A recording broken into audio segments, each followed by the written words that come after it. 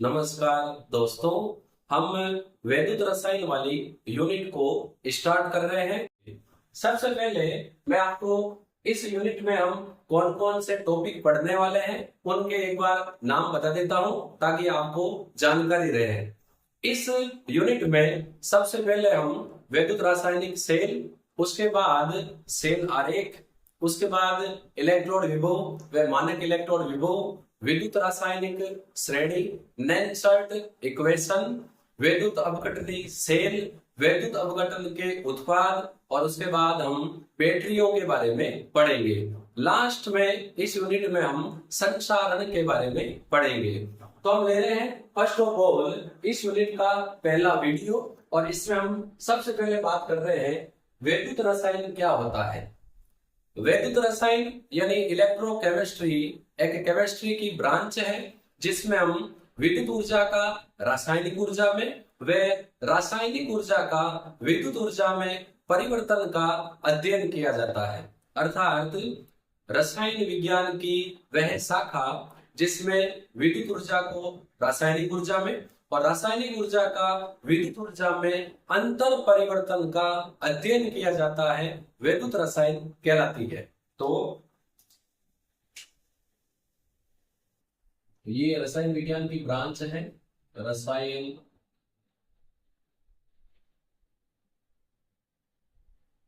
विज्ञान की वह शाखा जिसमें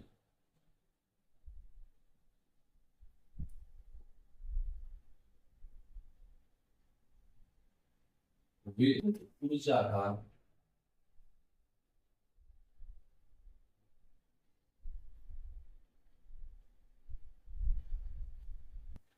रासायनिक ऊर्जा में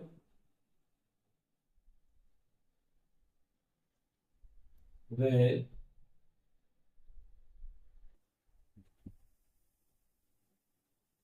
रासायनिक ऊर्जा का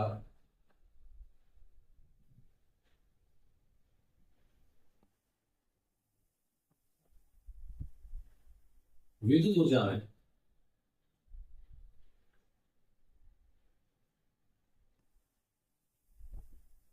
इंटर कन्वर्जन अंतर परिवर्तन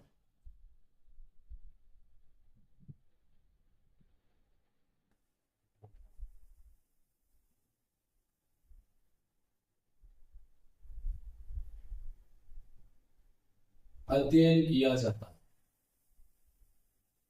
इसको हम नोटेड कॉलम बंद कर देते हैं। इसको हम क्या बोलेंगे? वैद्युत रसायन। वैद्युत रसायन का जो आधार है वो है रेडॉक्स अभिक्रिया। तो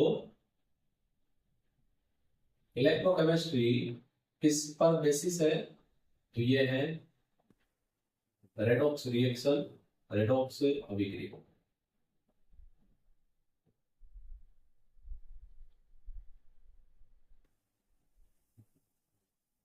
तो ये रेडॉक्स अभिक्रिया रेडॉक्स रिएक्शन पर आधारित है।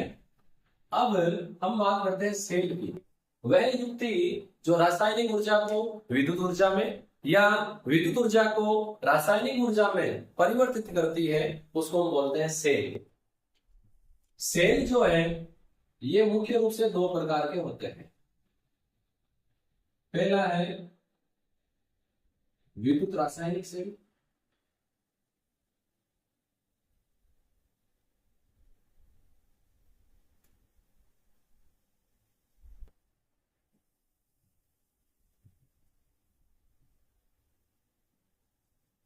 और दूसरा है विद्युत या विद्युत अपघटनी सेल। देखो कहीं विद्युत मिलता है, कहीं विद्युत मिलता है, कंफ्यूजन नहीं होना। सेल विद्युत रासायनिक सेल क्या करता है? ये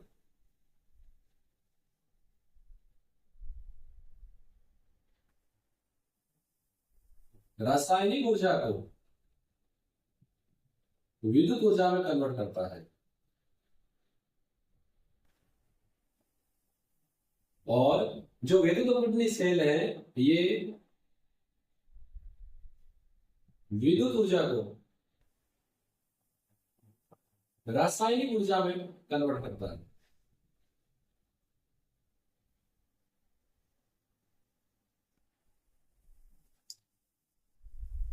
तो दो प्रकार के सेल हो गए अपने, वैद्युत रासायनिक सेल जो रासायनिक ऊर्जा को वैद्युत ऊर्जा में परिवर्तित करता है, और वे सेल जो विद्युत ऊर्जा को रासायनिक ऊर्जा में परिवर्तित करता है उसका नाम है वैद्युत अपघटनी सेल। इस लेक्चर का अपना टॉपिक हम स्टार्ट कर रहे हैं, वैद्युत रासायनिक सेल, विद्युत रासायनिक सेल।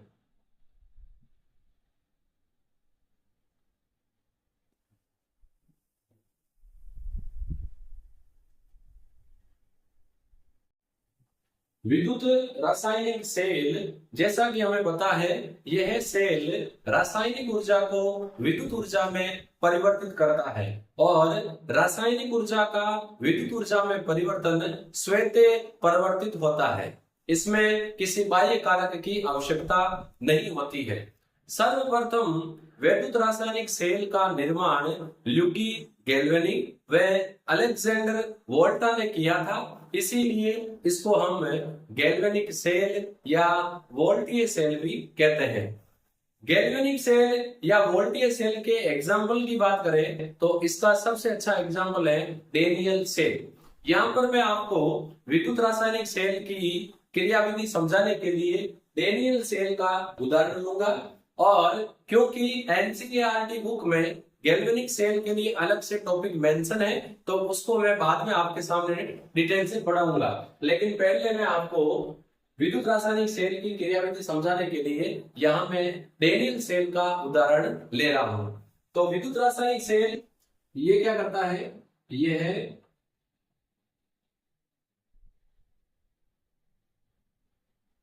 विद्युत ऊर्जा को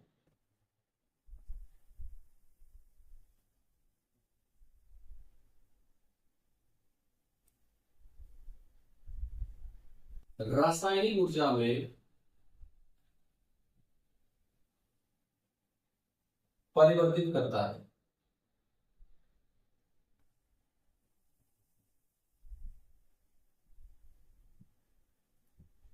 इसको विद्युत रासायनिक सेल, गैल्वेनिक सेल या वोल्टीय सेल भी कहते हैं, और इसमें हम मैकेनिज्म समझने के लिए उदाहरण ले रहे हैं डेनियल सेल।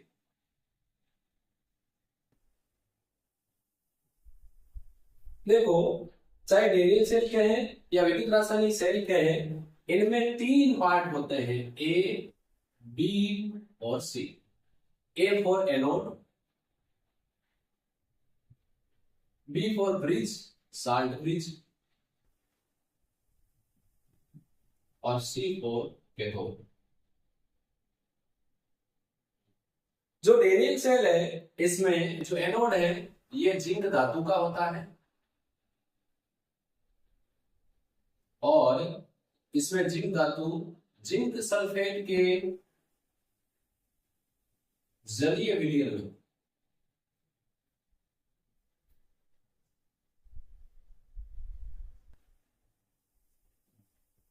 डूबी रहती है। जो कैथोड है, कैथोड डेनियल सेल में कॉपर धातु का होता है, और यह है कॉपर सल्फेट के जलीय विलयन में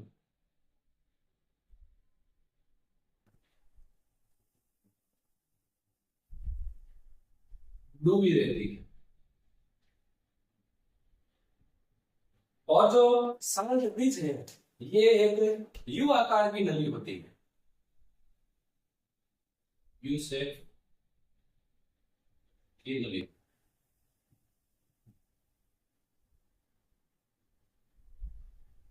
देखो, साल्ट ब्रिज के लिए हम क्या करते हैं, यदि लवण सेतु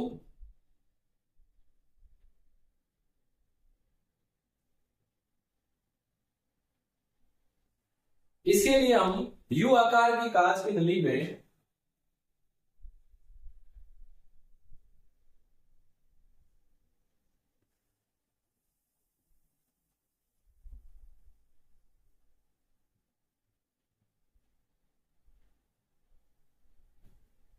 अगार अगार जेल,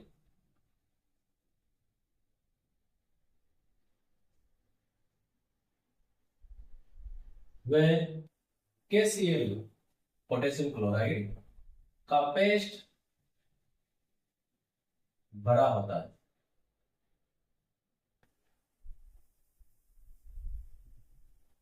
कुछ ऐसे यू आकार की कांच की नली है जिसमें अगार अगार और पोटेशियम क्लोराइड का पेस्ट बना हुआ होता है, और इसके दोनों खुले मोड़े को हम कॉटन से बंद कर देते हैं। जब हम डायग्राम बनाएंगे तो डायग्राम भी इसी सीक्वेंस में बनेगा। तो देखो हम डायग्राम बना लेते हैं।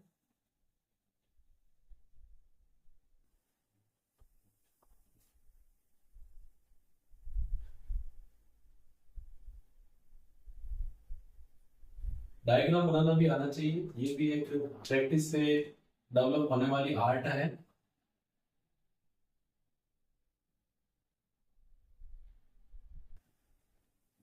ये जिंक धातु की छड़, कॉपर वाली छड़ को अलग दिखाने के लिए मैं इसको रेड पेन से बना लेता हूँ।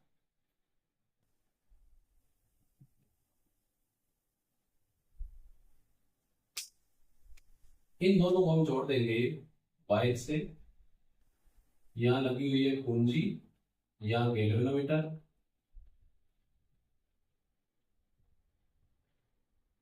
और इनको हमें जोड़ दें। फिर ये एक दोनों जो छड़े हैं एनोड और कैथोड वाली, एक विशेष प्रकार के विधि में डूबी हुई है, इसको भी डुबो देते हैं।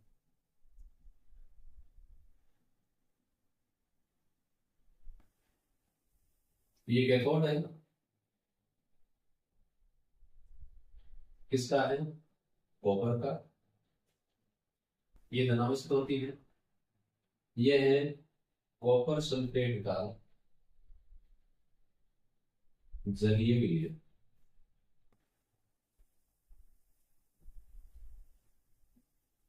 ये है एनोड, किसका है? जिंक धातु का। और ये सॉल्यूशन है, ये क्या है? जिंक सल्फेट का एक्वस सॉल्यूशन जलीय विलयन। फिर ये दोनों जो विलयन है ये लवण सेतु द्वारा आपस में जुड़े हुए होते हैं। हम 60 डिग्री बना लेते हैं।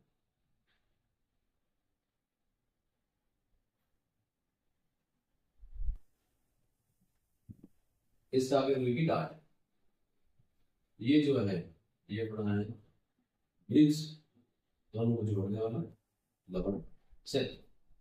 अब हम जैसे ही देखो यहाँ पर जो एनोड है वो जिंक का है, तो एनोड ऋणावेशित है। वैद्युत रासायनिक सेल जो होते हैं ये पूरी साइंस में सबसे उल्टे सेल है। सामान्यतः एनोड प्लस होता है, कैथोड माइनस होता है, लेकिन वैद्युत रासायनिक सेल का एनोड नेगेटिव और कैथोड पॉजिटिव होता है, ये आपको ध्यान रखना है। तो जिंक धातु की छड़ जिंक सल्फेट के जलीय विलयन में डूबी हुई है। कॉपर धातु की छड़ उसी के आयनों के जो छड़ है उसको उसी के आयनों के लवणों के विलयन में डुबोया जाता है। तो कॉपर को कॉपर सल्फेट के जलीय विलयन में डुबोया गया है। लवण से इन दोनों को जोड़ रखा है। कुंजी गैल्वेनोमीटर है, गैल्वेनोमीटर धारा की दिशा बताता है। अब जैसे ही हम कुंजी को ऑन करेंगे अंदर रासायनिक अभिक्रियाएं होगी, और रासायनिक अभिक्रिया के कारण रासायनिक ऊर्जा विद्युत ऊर्जा में कन्वर्ट हो जाएगी। तो देखो क्या होगा, रिएक्शन एनोड पर, एनोड ऋणावेशित है और एनोड पर हमेशा ऑक्सीडेशन होता है। तो यहां पर क्या होगा, जिंक धातु जो है सॉलिड स्टेट में ये 2 इलेक्ट्रॉन त्याग कर Zn+2 में कन्वर्ट हो जाएगी। ये जलीय विलयन में चले जाएंगे जिंक आयन, और कितने इलेक्ट्रॉन त्याग देगी? 2। फिर है सेकेंड रिएक्शन कैथोड पर।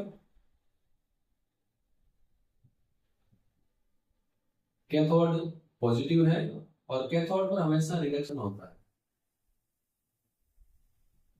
तो रिडक्शन में क्या होगा, देखो यहां पर कॉपर सल्फेट में कॉपर +2 आयन है घुले हुए, क्योंकि C2SO4 जो विलयन है इसमें कॉपर प्लस 2 के रूप में आयन मौजूद है विलयन में घुले हुए, ये 2 इलेक्ट्रॉन ग्रहण करेंगे और 2 इलेक्ट्रॉन ग्रहण करके कॉपर धातु बनाना। ये रिएक्शन एनोड पर, ये कैथोड पर। एनोड में जो रिएक्शन हो रही है इसको हम बोलते हैं एनोड अर्ध अभिक्रिया, एनोड हाफ सेल या ऑक्सीकरण अभिक्रिया। कैथोड पर जो रिएक्शन हो रही है इसको बोलेंगे कैथोड अर्ध अभिक्रिया, कैथोड हाफ सेल रिएक्शन, या इसको बोलेंगे रिडक्शन रिएक्शन। जब हम दोनों को जोड़ेंगे तो हमें क्या मिल जाएगी? संपूर्ण सेल अभिक्रिया,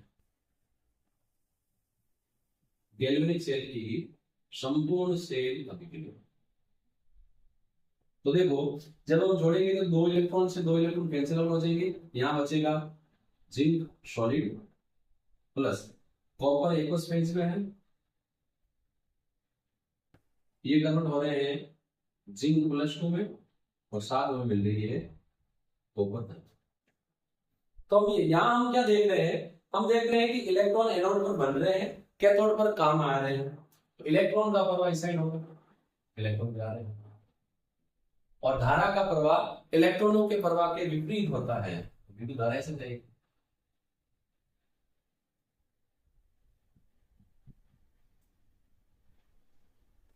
तो डेनियल सेल में इलेक्ट्रॉनों का प्रवाह एनोड से कैथोड की ओर, जबकि विद्युत धारा का प्रवाह कैथोड से एनोड की ओर होता है। एनोड पर जो जिंक धातु है ये Zn+2 के रूप में विलयन में घुल रही है, अर्थात जिंक धातु यहाँ पर घुल रही है, जबकि जो विलयन में घुले हुए कॉपर+2 आयन है ये अपचयित होकर कॉपर धातु ले रहे हैं। तो यहाँ पर जो कॉपर+2 आयन है ये कॉपर के रूप में कॉपर छड़ के चारों तरफ इकट्ठा होंगे, परिणाम स्वरूप जिंक छड़ की मोटाई कम हो जाएगी और कॉपर छड़ की मोटाई बढ़ जाएगी। देखो एनोड अर्ध अभिक्रिया को हम क्या कह सकते हैं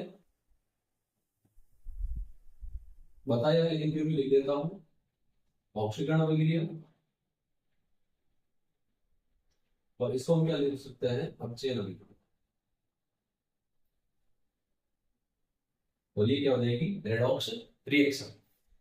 डेनियल सेल का सेल विभव 1.10 वोल्ट होता है। इस सेल को हम वैद्युत अपघटनी सेल में परिवर्तित कर सकते हैं। यदि बाह्य विभव लगाकर इस सेल पर हम बाहर से विभव लगा रहे हैं विद्युत स्रोत द्वारा, यदि डेनियल सेल पर बाह्य विभव लगाकर धीरे धीरे बढ़ाया जाए तो जैसे ही बाह्य विभव का मान 1.10 वोल्ट होगा तो सेल कार्य करना बंद कर देगा, और जब बाह्य विभव का मान 1.10 वोल्ट से अधिक हो जाएगा तो ये सेल विद्युत अपघटनी सेल में परिवर्तित हो जाएगा। तो देखो इस सेल का सेल विभव कितना होता है? 1.10। अब कैसे हम इसको वैद्युत रासायनिक सेल में कन्वर्ट करेंगे, अभी कंटिन्यू कर रहे हैं, बहुत ज्यादा रील्स करते हैं।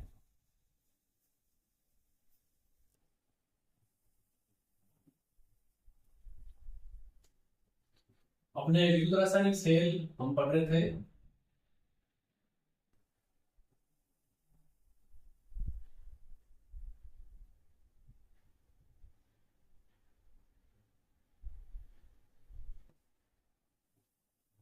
इसको विद्युत अपघटनी सेल में परिवर्तित करने के लिए हम क्या करेंगे?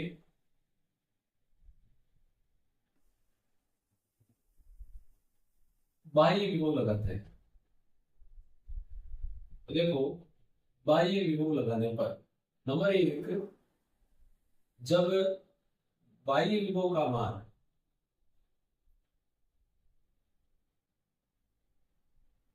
1.10 वोल्ट से कम है। नंबर 2,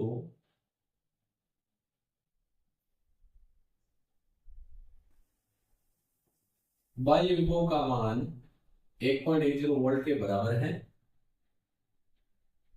नंबर 3,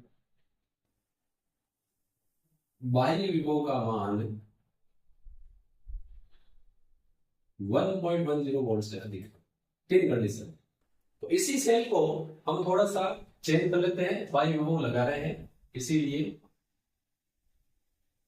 यहां हम धारा का स्रोत जोड़ देते हैं। ये माइनस है, माइनस टू माइनस है, प्लस टू प्लस है।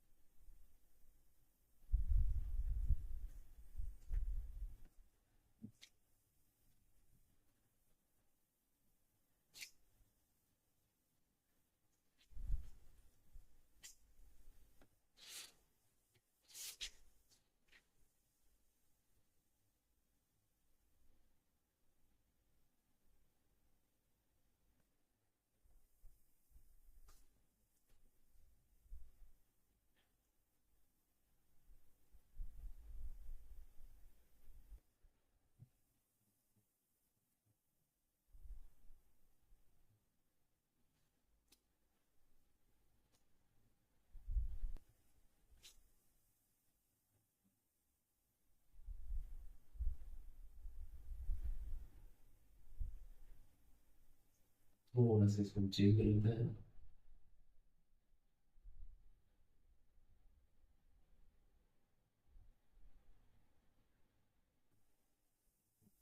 अब देखो, हम यहाँ पर बाह्य विभव अप्लाई कर रहे हैं, ये माइनस है, ये प्लस है।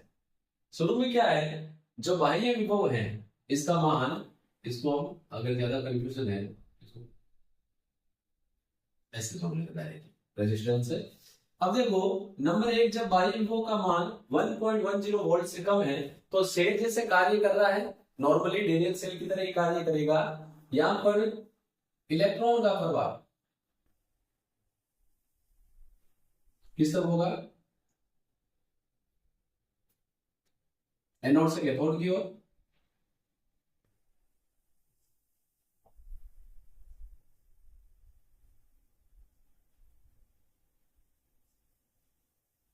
यदि जिंक से कॉपर की ओर, और धारा का प्रवाह इसका विपरीत होगा, कैथोड से एनोड की ओर या कॉपर से जिंक की ओर। और ऐसी कंडीशन में जो सेल है वो डेनियल सेल की तरह कार्य करेगा।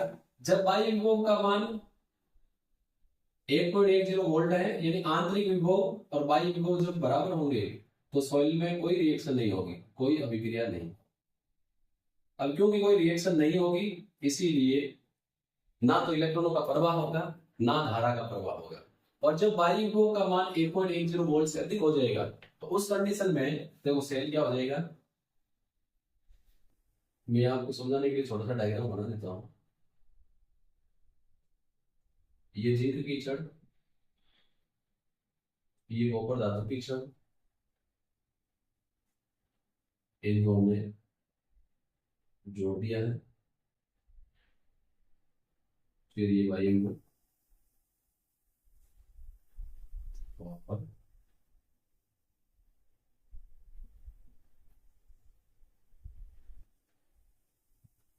ये आपसे लोड से जुड़े थे।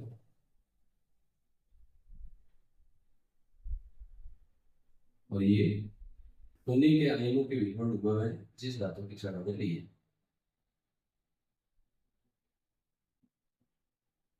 है। तो सेम ही, ये है कॉपर की छड़, ये है जिंक की छड़। अब क्या होगा, कॉपर हो जाएगा एनोड और जिंक रह जाएगा कैथोड। अब ये हो जाएगा धनावेशित, अब ये हो जाएगा ऋणावेशित।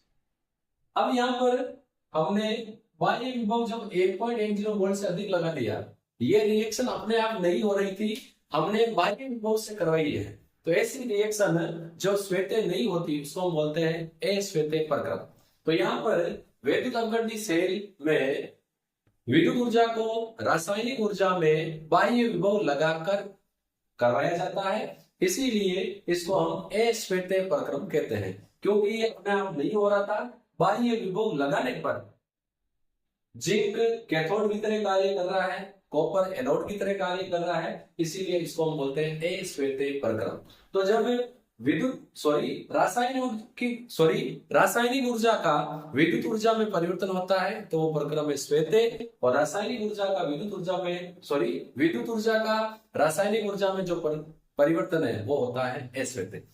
रासायनिक ऊर्जा का विद्युत ऊर्जा में परिवर्तन श्वेते और विद्युत ऊर्जा का रासायनिक ऊर्जा में परिवर्तन अश्वेते होता है। यहाँ पर बाह्य विभव लगाकर हम विद्युत ऊर्जा को रासायनिक ऊर्जा में कन्वर्ट कर रहे हैं।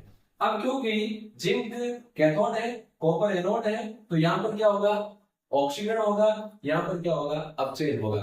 तो इलेक्ट्रॉन कॉपर से जिंक की ओर जाएंगे और धारा जिंक से कॉपर की ओर जाएगी। तो इलेक्ट्रॉन का जो प्रवाह है कॉपर से जिंक की ओर होगा,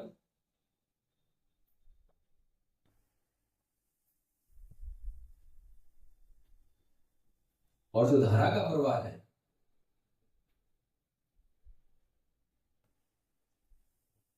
वो हो जाएगा अपना जिंक से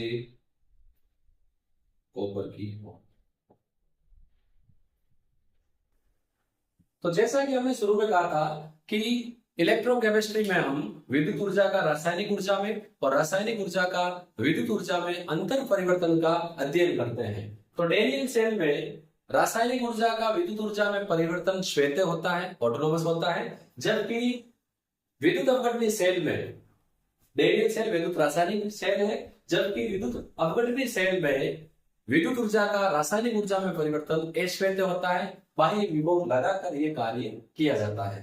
तो यहाँ पर यदि हम चाहे कि डेनियल सेल अर्थात विद्युत रासायनिक सेल विद्युत अपघटनी सेल में बदल जाए, तो इसके लिए हम विद्युत रासायनिक सेल पर बाह्य विभव लगाकर जैसे ही बाह्य विभव को सेल विभव से अधिक करते हैं, सेल विद्युत रासायनिक सेल से विद्युत अपघटनी सेल में परिवर्तित हो जाता है। अब एनोड कैथोड की तरह कार्य करेगा और कैथोड एनोड की तरह कार्य करेगा। क्योंकि पहले जिंक एनोड का था, अब कैथोड हो जाएगा, कॉपर कैथोड था, अब ये क्या हो जाएगा, एनोड। पहले धारा का प्रवाह कॉपर से जिंक की ओर हो रहा था, इलेक्ट्रॉन का प्रवाह जिंक से कॉपर की ओर हो रहा था, अब विपरीत हो गया। अब इलेक्ट्रॉन का प्रवाह कॉपर से जिंक की ओर हो रहा है और धारा का प्रवाह जिंक से कॉपर की ओर हो रहा है।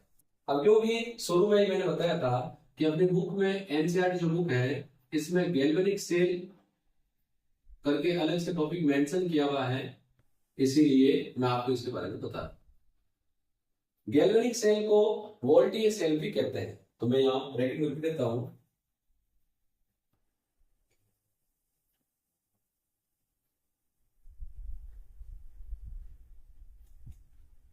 गैल्वेनिक सेल में गिब्स मुक्त ऊर्जा विद्युत ऊर्जा में परिवर्तित हो जाती है, जो विभिन्न प्रकार के कार्य करने के काम आती है। जैसे पंखे में पंखे की मोटर चलती है, इसी प्रकार हीटर जिसमें वस्तुएं गर्म होती है, और अन्य प्रकार की जैसे पानी उठाने वाली मोटर उसमें यांत्रिक कार्य करने के काम में आती है। तो मैं यहां लिख देता हूं,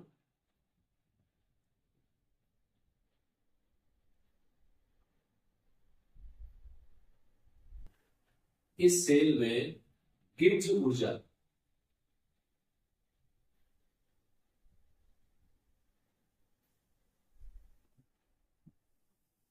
विद्युत ऊर्जा में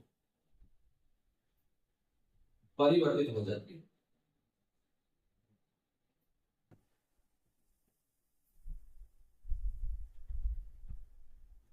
देखो जैसे मैंने आपको पहले ही बताया है, गैल्वेनिक सेल वोल्टेज सेल विद्युत रासायनिक सेल की है, और यदि हम गैल्वेनिक सेल के उदाहरण की बात करें तो जैसे डेनियल सेल,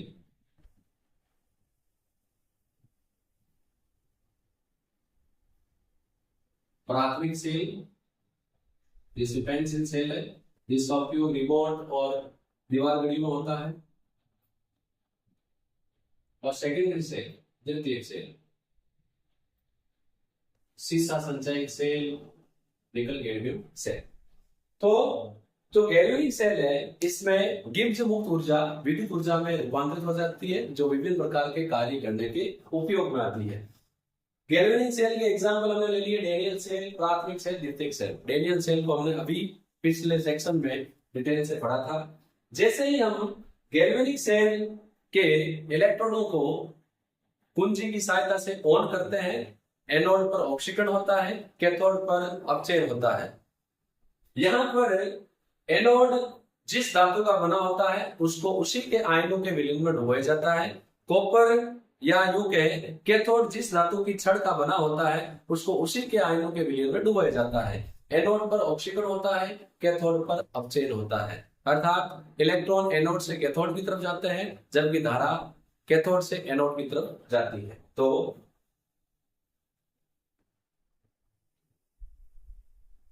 इसमें हम क्या करेंगे, इलेक्ट्रॉनों को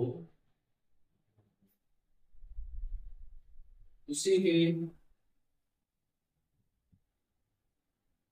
आयनों के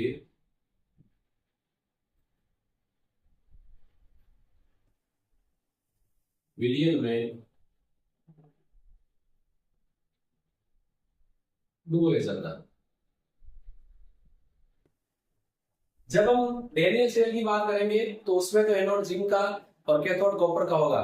जब हम गैल्वेनिक सेल की बात करेंगे तो इसमें तो कोई भी हो सकता है, क्योंकि डेनियल सेल गैल्वेनिक सेल का एग्जांपल है। आप इसमें कंफ्यूज नहीं होए, गैल्वेनिक सेल के हैं, वोल्टेज सेल के हैं या विद्युत रासायनिक सेल के हैं, सेम चीज है। जबकि Daniell cell galvanic cell, voltage cell या विद्युत रासायनिक सेल का एक एग्जांपल है।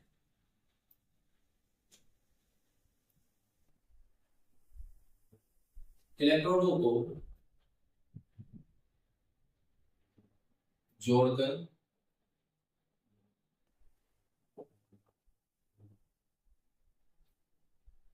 कुंजी ऑन करने पर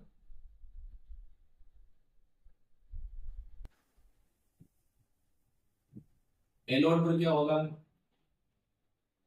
ऑक्सीडेशन, कैथोड पर क्या होगा, रिडक्शन।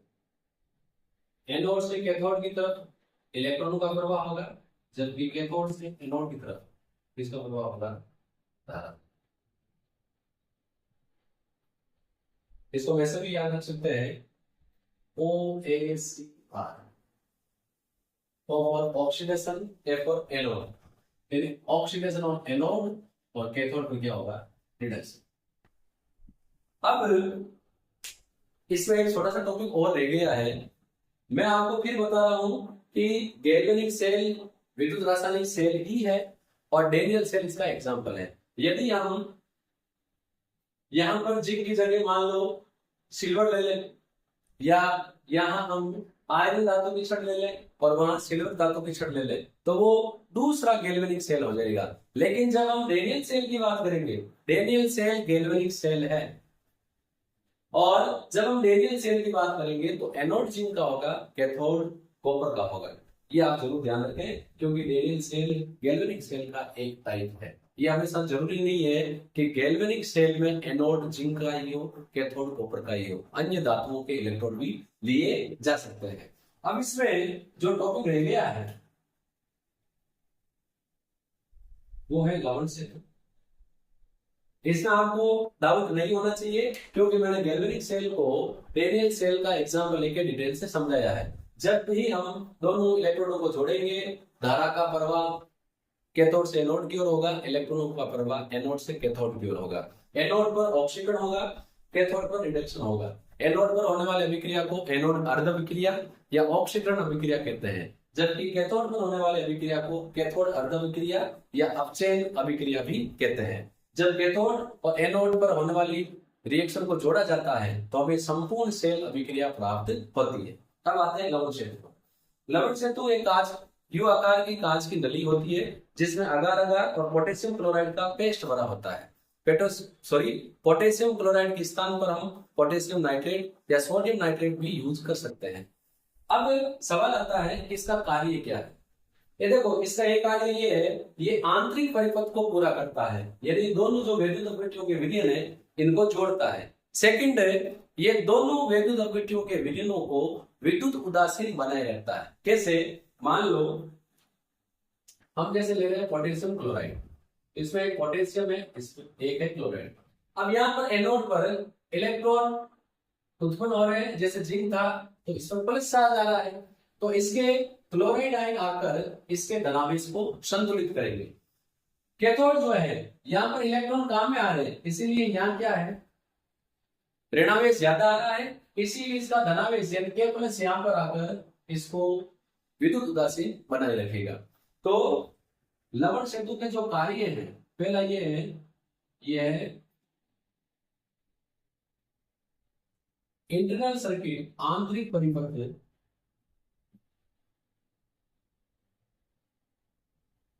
को पूरा करता है, पहला कार्य ये है। दूसरा कार्य है, ये दोनों वैद्युत अपघट्यों के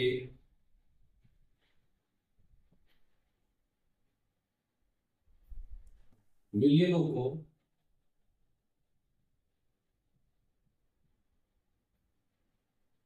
विद्युत उदासीन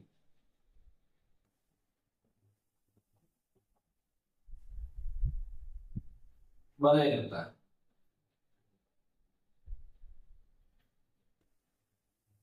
विद्युत उदासीन कैसे बनाए रखता है ये मैंने आपको बताया है, क्योंकि एनोड पर इलेक्ट्रॉन उत्पन्न हो रहे हैं, धनावेश आ रहा है, इसीलिए पोटेशियम क्लोराइड का क्लोराइड आयन यहाँ पर आकर इसके धनावेश को संतुलित करेगा। एनोड के बाद कैथोड पर इलेक्ट्रॉन काम में आ रहे हैं या ऋणावेश बढ़ रहा है, इसीलिए इसका धनावेश पोटेशियम आयन आकर इसके ऋणावेश को उदासीन करता है। इस प्रकार जो लवण सेतु है वो दोनों तरफ के वैद्युत अपघट्यों के विलयनों को विद्युत उदासीन बनाए रखता है। तो यहाँ पर अपने इस यूनिट का पहला लेक्चर कंप्लीट होता है। नेक्स्ट लेक्चर में हम सेल आरेख, इलेक्ट्रोड विभव व मानक इलेक्ट्रोड विभव के बारे में डिटेल से पढ़ेंगे। हम फिर मिलेंगे नेक्स्ट वीडियो में। धन्यवाद।